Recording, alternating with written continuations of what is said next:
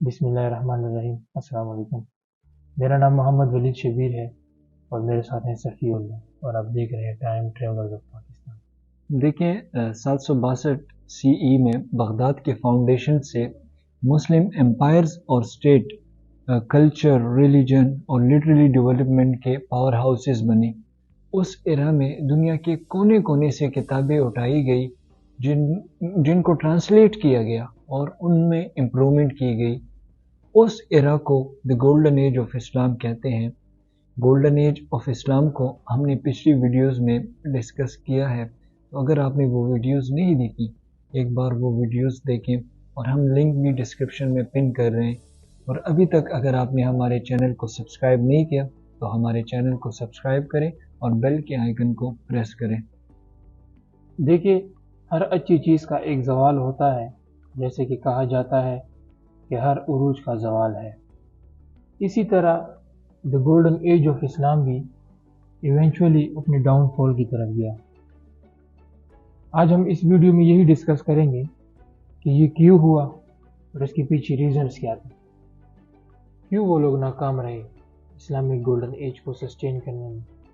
देखिए, Islamic golden age एक time period को रेफर करता है कि जब साइंस, कल्चर, रिलीजन और पॉलिटिक्स फ्लरिश कर रहे थे। फर्स्ट ऑफ ऑल मैं इस्लामिक गोल्डन एज के टर्म को एबॉमिनेट करता हूँ, लेकिन हमने इसी टर्म को यूज़ किया है और ये पॉपुलर भी है। लेकिन अब हमें ये टर्म पसंद क्यों नहीं है? देखिए, ये टर्म आपको मजबूर कर देता है सोचने पे कि मुसलमान उस जैसे एरा को दोबारा रिक्रिएट नहीं कर सकते या उस लेवल पे दोबारा नहीं पहुंच सकते, मगर ऐसा बिल्कुल भी नहीं है। सेकेंडली, देखिए, पॉलिटिकल एंटिटीज़ का डाउनफॉल बहुत मुश्किल होता है। वो किसी एक रीज़न की वजह से नहीं हो सकता, उसके पीछे कई मल्टीपल छोटे और बड़े रीज़न हो सकते हैं। फॉर एग्जाम्पल, ऑटोमन एम्पायर के फॉल को अगर आप स्टडी करें, आपको कई रीजंस मिल जाएंगे। So coming back to our point, the golden age of Islam, ये इस्लामिक हिस्ट्री में एक एरा को रेफर करता है कि जब मुस्लिम, नॉन मुस्लिम, अरब, नॉन अरब स्कॉलर्स इस्लामिक एम्पायर में रहते हुए दुनिया को लीड कर रहे थे। फील्ड ऑफ स्टडीज में इस एरा का स्टार्टिंग पॉइंट 762 सीई में बगदाद का फाउंडेशन बना। अब सवाल ये है कि what ended the golden age of Islam? Was it because of religion? देखें, एक परसेप्शन पाया जाता है कि अल-गज़ाली और उसके साथ कुछ और ऑर्थोडॉक्स मुसलमान क्लेरिक्स ने मिलकर गोल्डन एज को ख़त्म किया। बेसिकली इसका मतलब ये होता है कि ऑर्थोडॉक्सी में राइज की वजह से गोल्डन एज ख़त्म हुआ, लेकिन ये टोटली एक गलत परसेप्शन और आइडिया है। इसका मतलब ये है कि डाउनफॉल का ताल्लुक रिलीजन से था, मगर ऐसा नहीं था। ऑब्वियसली इस्लाम और कुरान ने सीकिंग ऑफ नॉलेज पे जोर दिया, but alone they were not enough to start the golden age और एंड इट, क्योंकि विदाउट मनी, आइडियाज़ और हुक्मरानों की विलिंगनेस के golden age of Islam was not possible. इसी तरह एक और मिसकंसेप्शन भी थी कि मुसलमान मजहबी तौर पर कंजर्वेटिव हो रहे थे, मगर ऐसा बिल्कुल नहीं था। 1258 में मंगोलों ने बगदाद पे अटैक कर दिया और बगदाद को डिस्ट्रॉय कर दिया। और अब ये एक नॉर्मल सैक नहीं था। बगदाद के डिस्ट्रक्शन से बगदाद में जितना भी स्कॉलरी काम किया गया था वो सब तबाह हो गया। हाउस ऑफ विजडम में जो सदियों की रिसर्च की गई थी वो भी तिग्रिस के दरिया में एक स्याही की तरह, एक इंक की तरह बह गई। लेकिन क्या ये इस्लामिक गोल्डन एज का एंड हो सकता था? 1327 सीई में इब्न बतूता ने बगदाद का विजिट किया और काफ़ी पॉजिटिव चीज़ें लिखी बगदाद के बारे में, लेकिन उस सेक और डिस्ट्रैक्शन के बाद काफ़ी कंडरात तब भी मौजूद थे اور کچھ کالجز اور انسٹیٹیوٹس جو اس ڈسٹریکشن اور سیکنس میں تباہ کر دیے گئے تھے وہ دوبارہ فنکشنل ہو چکے تھے، لیکن اب ظاہر سی بات ہے کہ اس سب کے بعد ان کالجز میں وہ چارم نہیں تھا، but still they were good انف۔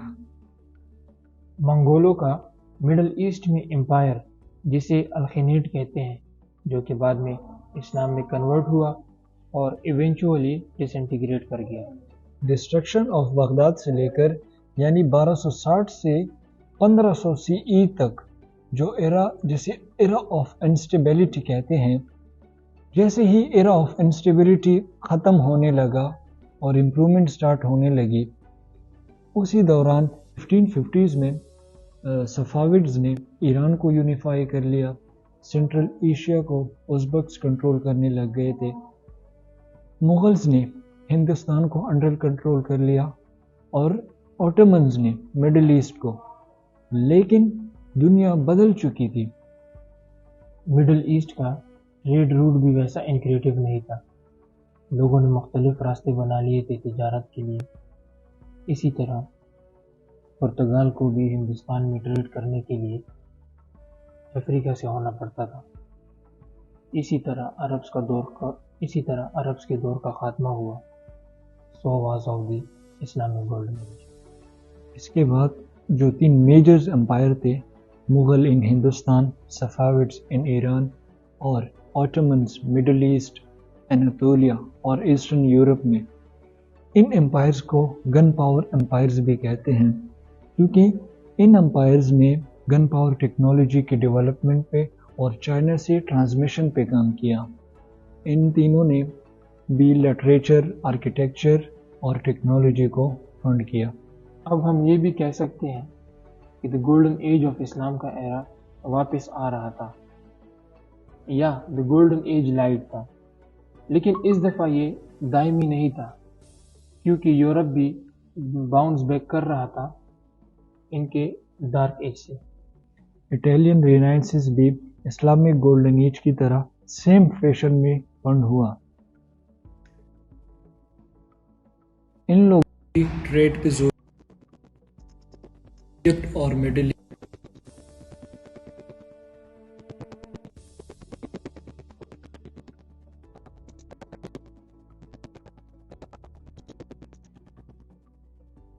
1683 میں اوٹمن امپائر اپنے ڈکلائن کی طرف بڑھ رہا تھا۔ 1707 میں مغل بادشاہ اورنگزیب کی موت سے وہ بھی اپنی ڈکلائن کی طرف بڑھنے لگے تھے، اور یہی حالت صفاوڈز کی بھی ہونے لگی تھی ایران میں 1736 میں۔ لیکن اس بار لوکل پاورز بھی خود کو ریکور نہ کر سکے اور نہ اسٹیبلش کر سکے، اسی طرح یورپینز نے مسلمانوں کی کمزوری کا فائدہ اٹھایا۔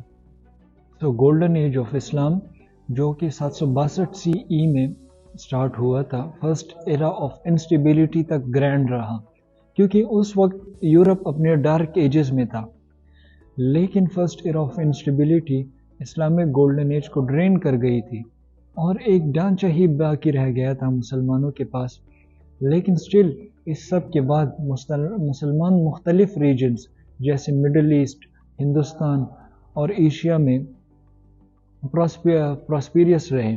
جیسے ہی مسلمانوں کا کلیپس ہوا تو نیچرلی نئی مسلم پاورز کو آ کے اسٹیبلائز کرنا چاہیے تھا، مگر کولونائزیشن نے ایسے ہونے نہیں دیا۔ اسی طرح the golden age of Islam over ended, اور جو بھی کم بیک کی امید تھی وہ بھی باقی نہیں ہوئی۔ لیکن اب بھی کچھ فارملی کولونائزڈ کنٹری کم بیک کر رہے ہیں، اور شاید مکمل طور پہ بھی کر لے، لیکن یورپ نے جو میس چھوڑا ہے ود ان آر بارڈرز، اس کی وجہ سے یہ مشکل لگ رہا ہے۔ بٹ ہوپ فلی انشاءاللہ اگر ہم فورن انٹرونشن کو روک لیتے ہیں، ایک بار پھر ہم اسلامی دنیا کا رائج دیکھ پائیں گے۔ ملتے ہیں آپ سے اپنی اگلی ویڈیو میں، تب تک اپنا خیال رکھیں، خوش رہیں اور ہمیں اپنی دعاؤں میں یاد رکھیں۔ Thank you.